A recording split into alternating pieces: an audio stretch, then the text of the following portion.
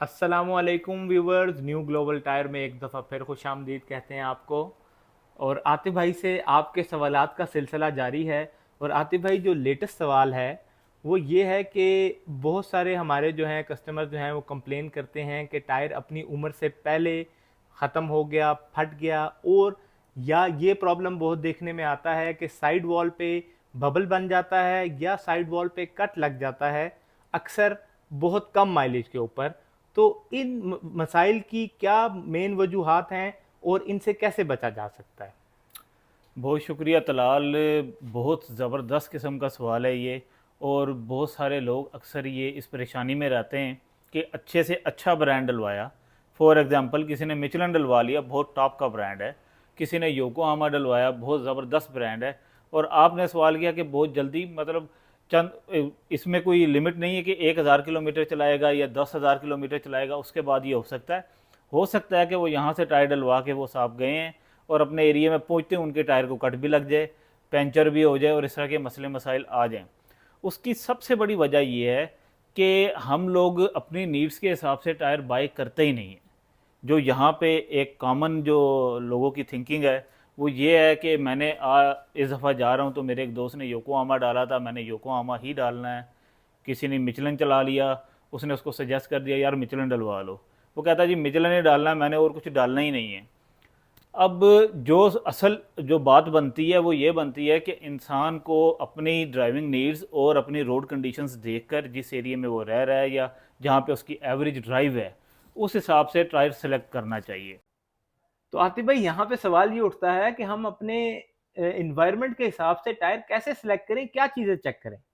जी, ये अहम बात है ना कि उसको चेक कैसे करना है, कि आपने टायर सेलेक्ट कैसे करना है। फॉर एग्ज़ाम्पल, आप अपने पाकिस्तान की रोड्स या ज़्यादातर जो यहाँ पे रोड्स की कंडीशंस हैं उसके हिसाब से टायर सेलेक्ट करते हैं। तो हमारे नज़दीक तो सबसे ज़्यादा ड्यूरेबिलिटी है कि आपको ड्यूरेबल टायर सेलेक्ट करना चाहिए।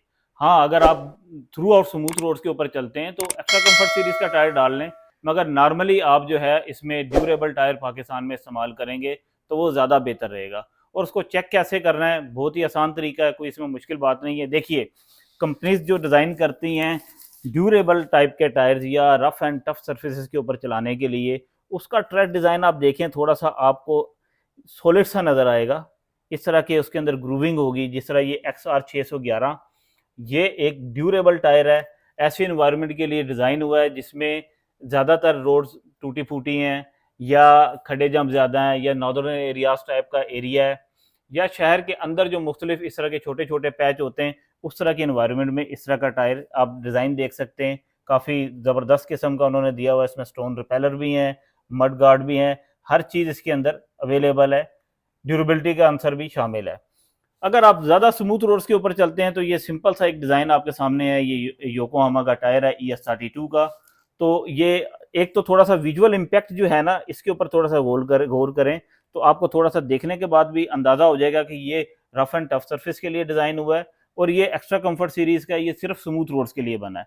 अब जो इसको चेक करने का जो अमूमी तौर पर तरीका इस्तेमाल किया जाता है, चलें उसको भी थोड़ा सा देख लेते हैं। मसलन ये दो टायर्स हैं, एक एग्जाम्पल के तौर पे मैं ले रहा हूँ, और भी बहुत सारे ब्रांड हैं जो इन दोनों चीज़ों के ऊपर पूरे उतरते हैं। समझाने के लिए कि हम देखते हैं कि इसको ज़रा सा दबा के देख लिया, इसकी साइड वाल देख ली, ये हमें फील हुआ कि ये एक्स्ट्रा सॉफ्ट कैटेगरी का टायर है। इसको थोड़ा सा हम प्रेस करते हैं, साइड वाल देखते हैं, तो इससे फील होता है कि इसमें थोड़ी सी स्लाइटली हार्डनेस है। अब कस्टमर हालांकि आतिफ भाई जो है वो सॉफ्ट टायर को ज्यादा पसंद करते हैं। जी, ये सबसे बड़ा मसला है ना कि हमारा सॉफ्टनेस का और हार्डनेस का जो हमारा कैलिपर है वो डिफरेंट है। मतलब हम अपने हाथों से देख रहे होते हैं, अपना वजन डाल के देख रहे होते हैं कि ये सॉफ्ट है और ये हार्ड है। एक्चुअली ये कार टायर जो हैं, PCR कार्स जो टायर जो हैं, ये डिज़ाइन इन कार्स के लिए ही हुए हैं। कंपनी ने बड़ा ज़बरदस्त किस्म का डिज़ाइन किया हुआ, उनको पता है कि अगर ये हार्ड होगा तो गाड़ी खड़का के रख देगा, मगर ये अपने कार के हिसाब से as compare to car weight या पैसेंजर वेट्स, लगेज, इन सब को देखते हुए दोनों ही कंफर्टेबल टायर्स हैं। सॉफ्टनेस दोनों के अंदर ही है, मतलब मगर आपका कहने का मतलब ये आतिफ भाई कि ये बेशक आपको देखने में ज्यादा सॉफ्ट लग रहा है, लेकिन ये चीज इस क्राइटेरिया को नहीं डिटरमाइन करती कि ये ज्यादा सॉफ्ट चलेगा या नहीं। एग्जैक्टली यही बात है। आप ये देखें ना कि आप एक्स्ट्रा सॉफ्ट कैटेगरी का टायर जो है जब कार में लगाते हैं और किसी इस तरह के इन्वायरमेंट में ड्राइव करते हैं तो उसकी साइड वॉल भी जल्दी कटती है, फूलती भी है, उसकी स्टील बेल्ट भी डैमेज होने का खतरा होता है, पंचर भी जल्दी जल्दी होता है। इसीलिए पाकिस्तान में आप लोग योकोहामा पसंद तो करते हैं, मगर उनकी सबसे बड़ी कंप्लेन ये होती है कि योकोहामा जल्दी जल्दी पंचर होता है जी। उन लोगों की कंप्लेन ये ज़्यादा है। मतलब हम कभी सवाल कर लेते हैं कि आप किस एरिया में रह रहे हैं, किस तरह की इन्वायरमेंट है, जहाँ पे रोड्स बहुत अच्छी नहीं है, तो डेफिनेटली एक्स्ट्रा कंफर्ट सीरीज़ का टायर आप ऐसे एरिया में यूज़ करेंगे तो वो डैमेज होगा, हर सूरत में कोई ना कोई प्रॉब्लम टायर में लाजमी आएगी। और ड्यूरेबल टायर जिसको आप समझ रहे हैं बहुत हार्ड है, वो एक्चुअली हार्ड नहीं है। हार्डनेस मैं आपको बाद में बताता हूँ कि एक्चुअली जो टायर में जो हार्डनेस की बात होती है वो होती क्या है, और टायर हार्ड हो तो क्या होता है। ये टायर्स जो हैं, इसका कंपनी की मजबूरी है, उसने कंपाउंड ऐसा बनाना है जिसके अंदर स्टिफनेस हो, जिसको इतनी जल्दी किसी खड़े जंप के अंदर या किसी पत्थर से टकराने के बाद डैमेज ना हो। और साइड वाल भी उनको थोड़ी सी सॉलिड रखनी पड़ती है ताकि इतनी जल्दी उसको कट ना लगे इस तरह की बुरी इन्वायरमेंट के आतिफ भाई, अंदर। हमारे व्यूवर्स की और आसानी के लिए, अगर आप ये दो टायर जो आपने रखे हैं, मुझे ये बताइए कि क्या एक टायर दूसरे के मुकाबले में ज़्यादा मजबूत है, और क्या खड्डे जम में ये टायर ज़्यादा बेहतर सरवाइव कर सकता है?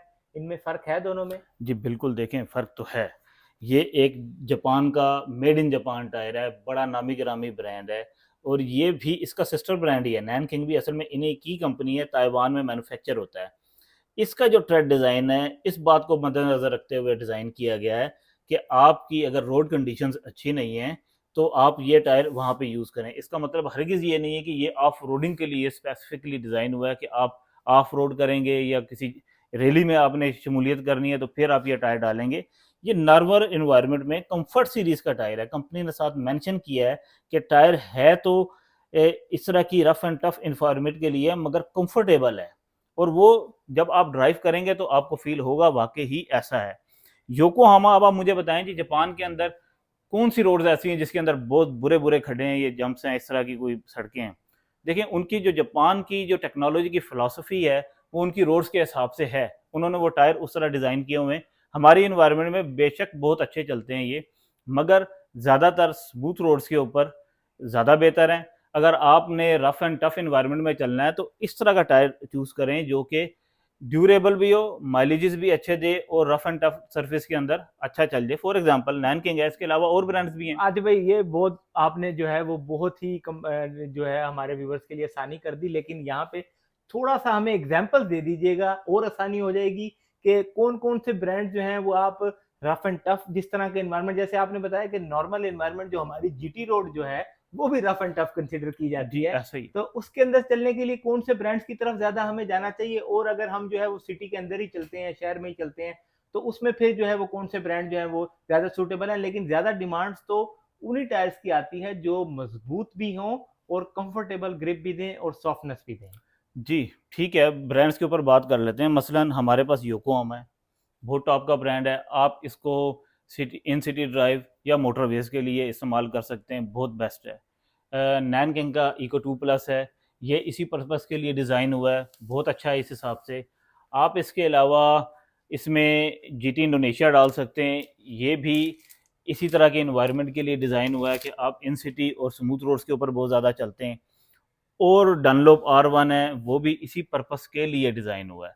और अगर आप चाहते हैं कि बहुत ज़्यादा ड्यूरेबल टायर हो और इस तरह के एनवायरनमेंट में जहाँ पे खड्डे जंप ज़्यादा हैं वहाँ पे इस्तेमाल करें, तो उसमें एक तो आपने देख लिया XR 611 है नैनकिंग का कंफर्ट सीरीज़ का।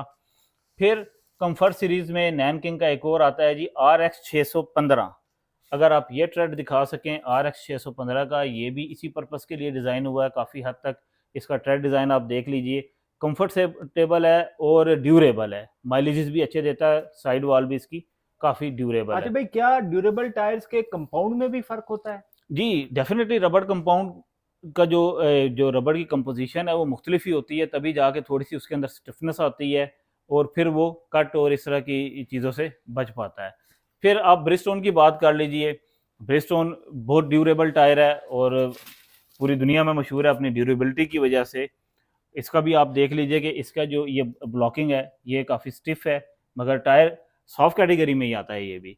लैंड सेल थाईलैंड का आजकल ये बहुत ज़्यादा चल रहा है, इसका आप ट्रेड डिज़ाइन देखिए, काफ़ी ज़बरदस्त किस्म का इन्होंने बनाया, स्टोन रिपेलर भी हैं इसमें, इसमें वाटर चैनल और एयर चैनल जो है वो भी 4 दिए हुए हैं उन्होंने। रोड ग्रिप भी अच्छी है, रोड हैंडलिंग भी इस टायर की बहुत अच्छी है। आप इसके शोल्डर्स देख सकते हैं, काफ़ी चौड़े बने हुए हैं और एक्सटेंडेड ट्रेड के साथ है।